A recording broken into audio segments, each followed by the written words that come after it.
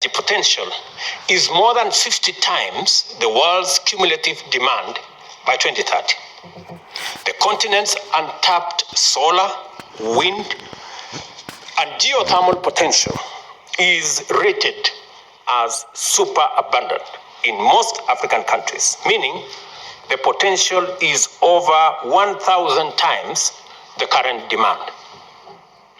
Yet, nearly 600 million Africans lack access to electricity, while another 150 million have highly unreliable access, and a whopping 900 million Africans have no access to clean cooking energy.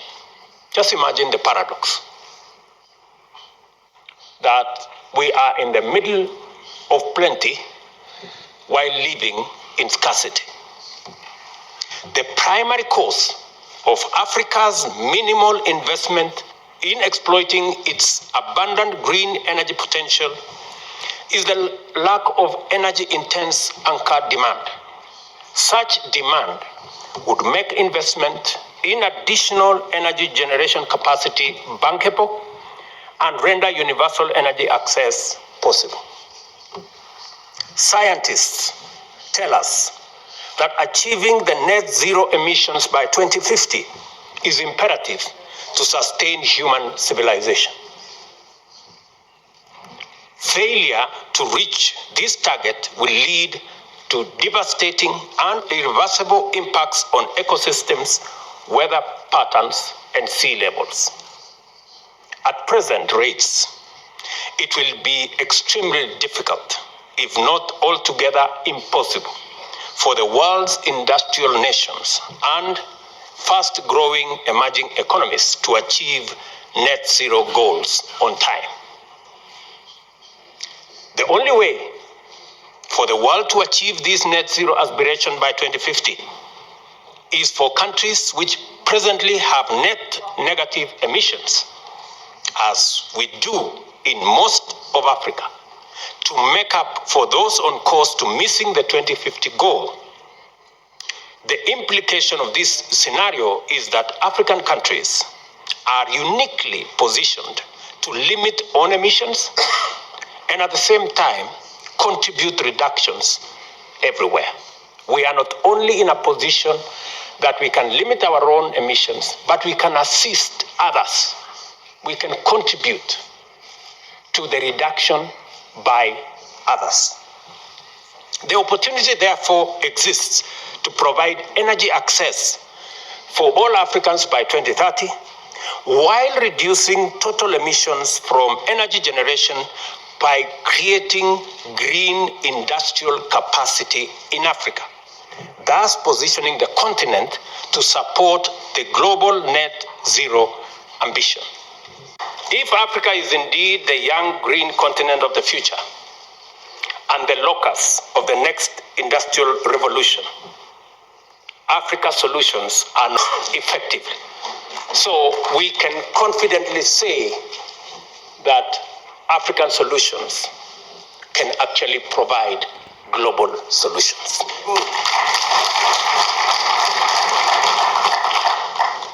Aspirations often come with a problem of implementation. The concept paper contains a statement that I approved unreservedly. A sound policy framework should begin with formulation and end with implementation. But worldwide policy development is frequently prioritized without regard for performance. Our development partners tend to focus more on providing resources for policy development rather than implementing the policies. This situation has resulted in heaps of policy documents gathering clouds of dust on the shelves of government offices. As legislators, you are mandated not only to formulate law and policy, but also to rigorously oversee their implementation.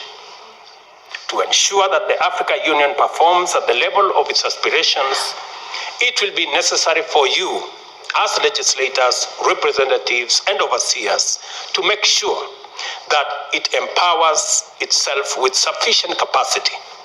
Otherwise, African Solutions, Agenda 2063, the African Continental Free Trade Area, and the young, clean, green continent of the future will remain a mere pipe dream. I want to persuade you. The power you enjoy today is delegated to you. The authority you enjoy today is delegated to you by the people of our continent. And let me remind you that the authority that you wield comes with responsibility. And responsibility comes with accountability. Our Africa Union, we have to rethink the architecture, the governance structure of our Africa Union. This parliament must provide the accountability mechanisms to make sure that all the structures of the Africa Union ultimately are answerable to the people of this continent.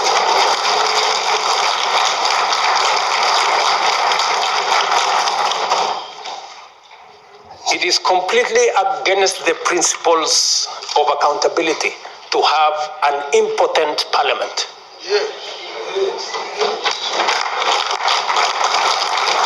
A parliament that cannot approve the budget of our organization.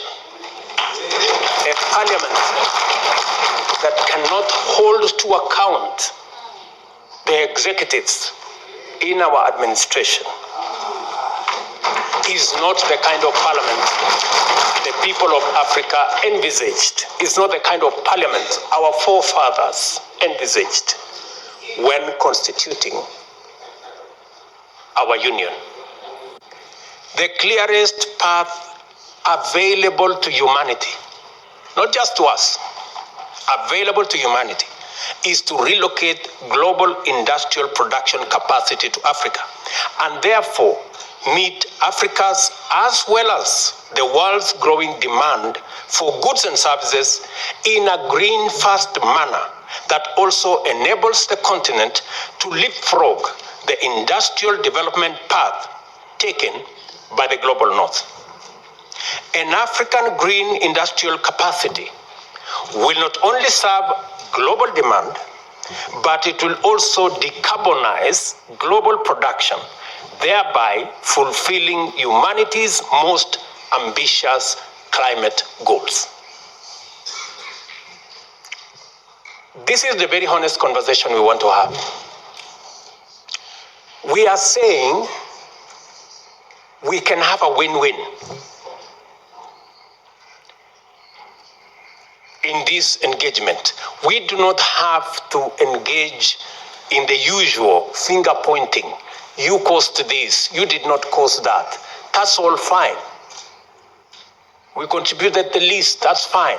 We are suffering the most, that's okay. But we can together agree on a solution that carries everybody.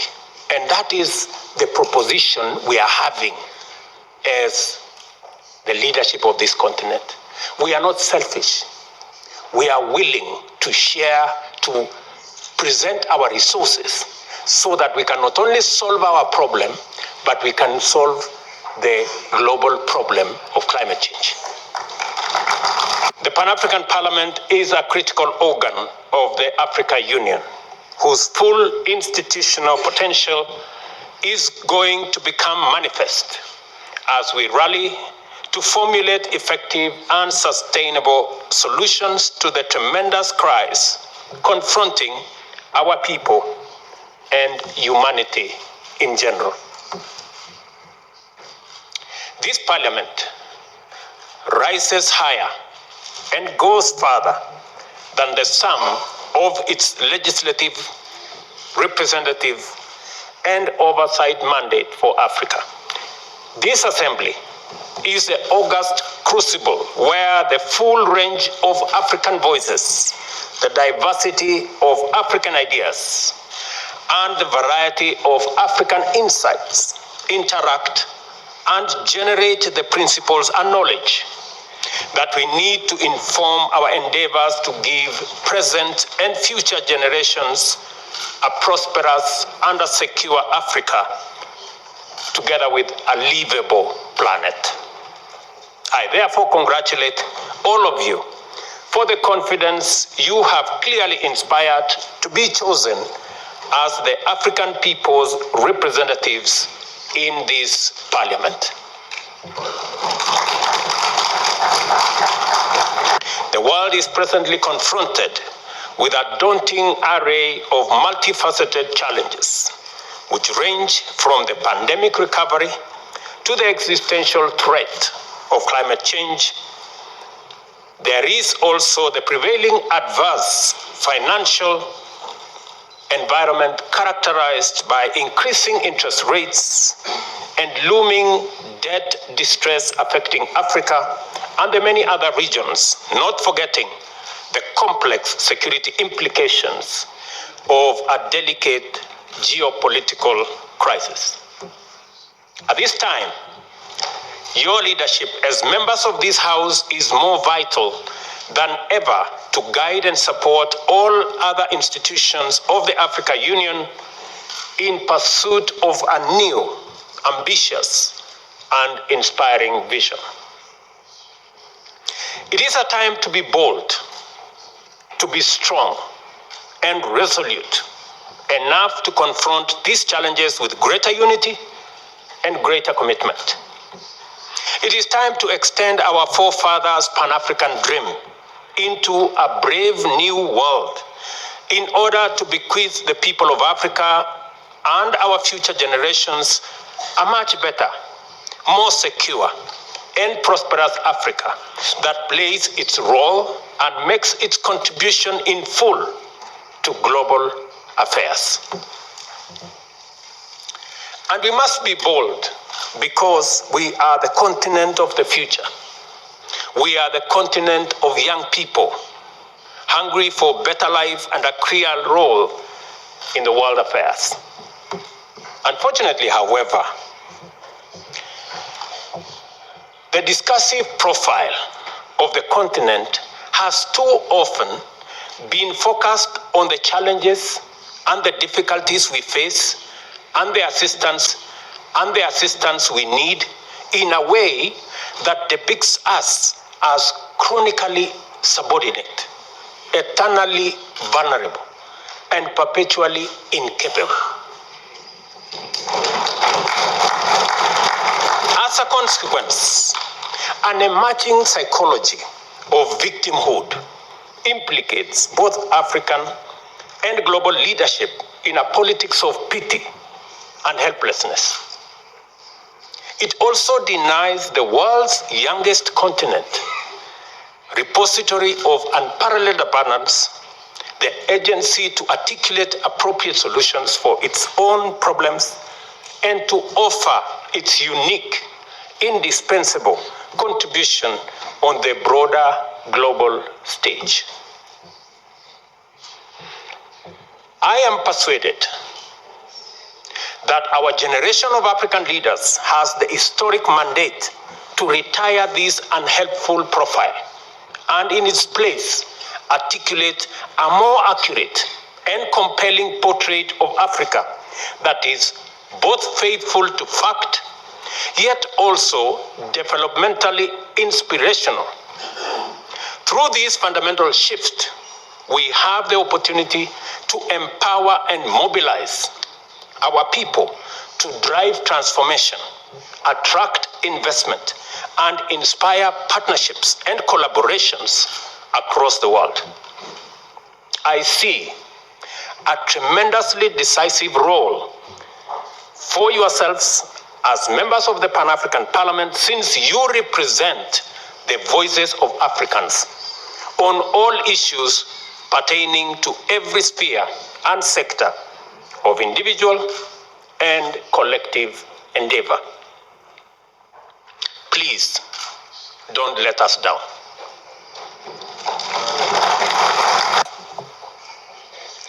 Instead of all the games being played, all we need to do, we are telling the world, we have our assets, we are willing to have a win-win engagement. We have the largest green energy potential, resources.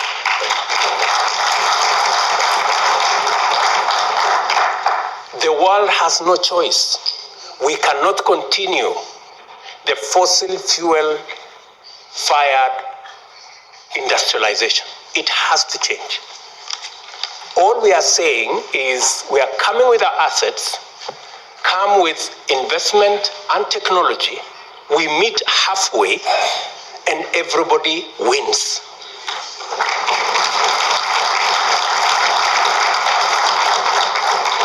That's all we are saying. We are tired of complaining. We are tired of being victims. We want to be part of the solution. Don't consign Africa to the margins of problems and being victims and managing adaptation. We have better proposals that can get all of us out of the quagmire that we are all in.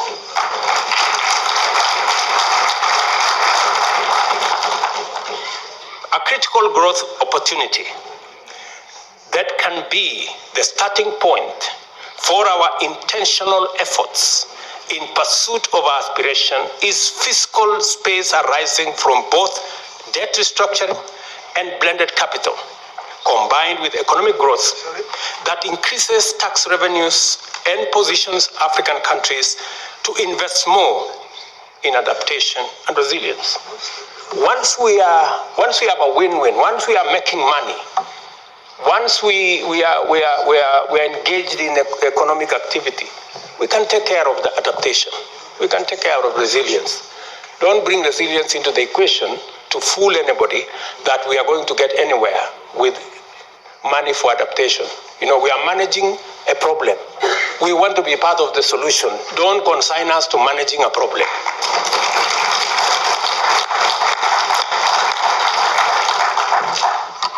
I submit to you, in this esteemed assembly, my good friends, that by taking these measures with a degree of both urgency and resolve, Africa's leaders can energize our economies and inspire the people with a new vision centered on investment and growth, which is in harmony with our planet. In doing so, our generation will have discharged a tremendous historic developmental mandate while realizing our common global ambition to arrest and ultimately reverse climate change. We will also make it possible for our economies to meet the needs and fulfill the hopes of a young workforce, which grows at an annual rate of about 30 million young people in our continent, requiring us to generate millions of decent jobs every year. Your work, honorable members, therefore, is clearly cut out, and your assignment very well defined. By facilitating robust and continuous discourse on the broadest cross-section of Africa, this Parliament will simultaneously employ the federative transmission of ideas from discrete grassroots agencies to the global and continental, multilateral and intergovernmental fora, and at the same time engage the devolutionary mechanisms of domesticating global standards and international norms. Although the theme of this session is the African continent at crossroads, our discussion has enlarged our field of deliberation to encapsulate possibilities that transcend our defining dilemma of past decades. For a while, Africa has struggled with an implied trade-off between economic growth and prosperity on one hand, and environmental sustainability on the other. We can now agree that given the transitional imperative, it is possible for Africa to execute clean, green industrialization that can enable the rest of the world attain the net zero target as well. We finally have the answer to the dilemma, and with it, our way out of the thematic crossroads. Simply, Africa is the answer. We don't have to be at the crossroads. The whole reform agenda around the AU is a necessary imperative. It is not possible for us as states, as governments, to hold all the power and expect the African Union to function. We must be bold enough to delegate some of the powers of our nations to the collective body of the African Union. That is what other progressive unions have done. It is not possible for us to continue to engage with the rest of the world the way we are doing. The budget of African Union, to a good extent, is funded by development partners. What does it say about our ability to make our own decisions? It is said, he who pays the piper calls the tune.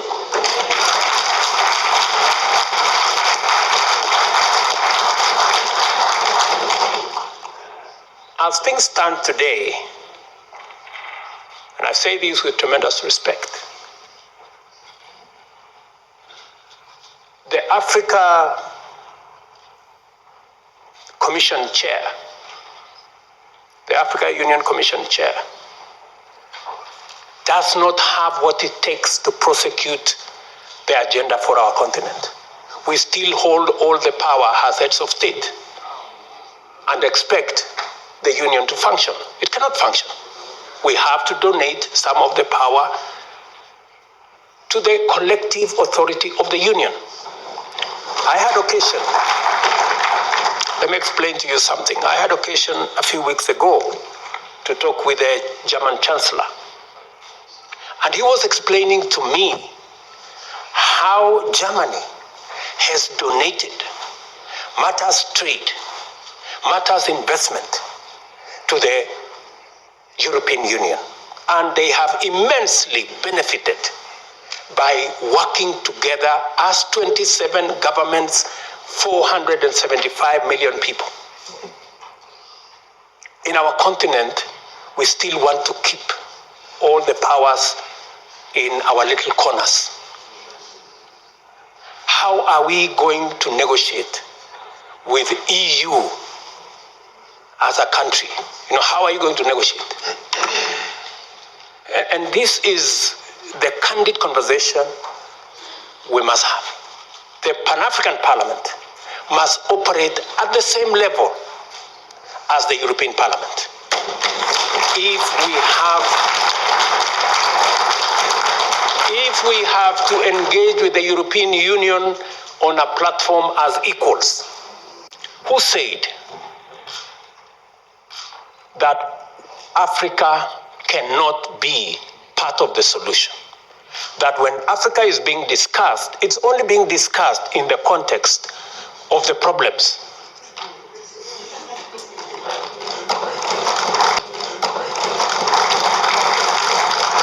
And our voices are limited to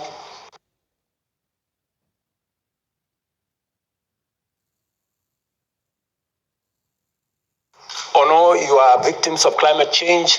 We will help you to manage situation. We will manage you to deal with adaptation. We will look for some little money for mitigation. We do not want to be in that corner. We want to be in the conversation about the solutions. And we have what it takes. And shortly, I will be proposing to you why I consider that, in fact, the reason why we have been in a circus for all these years, it's because we as Africans have not stepped forward. with our capabilities to provide the solution to this challenge of climate change. As the chair of the Committee of African Heads of State and Governments on Climate Change, I fully associate myself with the consensus that has evolved among Africa's leaders who have refused to be tethered to this unsatisfactory ideology. Instead, we have been pushing a fresh, affirmative, and solution-oriented perspective. And I have come here today to ask you to join us in executing this change of course, articulating a fundamentally Pan-African principle and amplifying new ethos that summons the world to live, produce, and consume in harmony with nature that will be spearheaded by Africa. We want to occupy every space. We are going to be consistent. We are going to be coherent. We are going to be audible until there is no place to hide.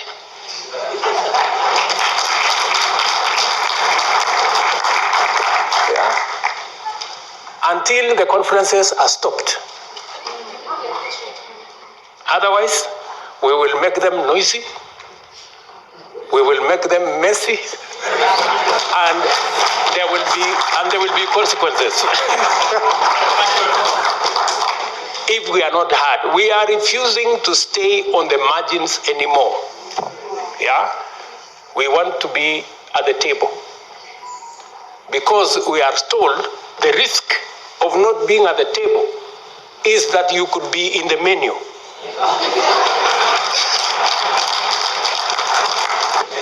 So, we are going to occupy every space. And we have been gentlemen for far too long. We are now going to appropriate our place because we have a contribution to make. Ladies and gentlemen, thank you very much for listening to me. I don't take it for granted. And God bless you.